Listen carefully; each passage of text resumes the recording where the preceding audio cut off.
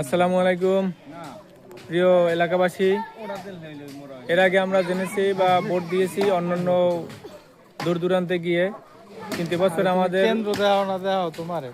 আমাদের এই বদরখালী 4 নম্বর ইউনিটের ভোট কেন্দ্রটা আমাদের এই কাহারমোদাবাদ সরকারি প্রাথমিক বিদ্যালয়ে।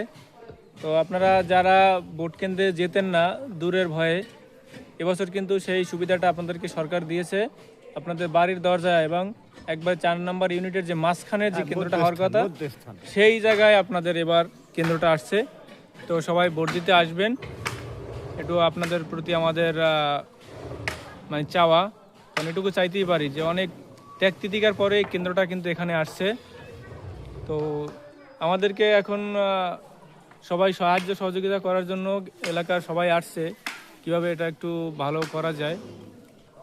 আর কালকে আশা থাকবে যে আপনারা সবাই একবার 100% ভোট এখানে দিবেন।